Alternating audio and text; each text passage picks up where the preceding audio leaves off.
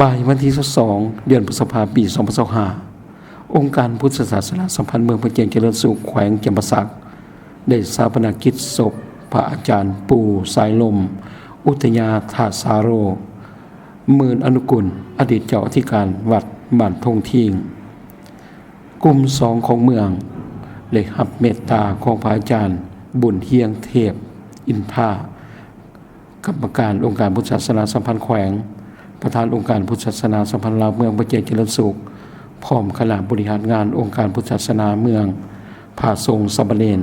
แม่สีพอขาวท่านเส้งจันทร์เส้งประเสริฐกรรมการประจำพรรคเมืองประธานที่เราสั่งศาสตร์เมืองเลขาคณะภาคทานกลุ่มอำนาจการปกครองพ่อแม่ประชาชนบ้านทงทิ้งออกตนญาติโยมตัวเมืองและต่างเมืองเข้าร่วมในพิธีแห่ฟังผ่านประวัติย่อของพระอาจารย์ปู่ไสลมอุทยาธาสาโรหมื่นอนุกุลอดีตเจ้าอธิการวัดบ้านทงทิ้ง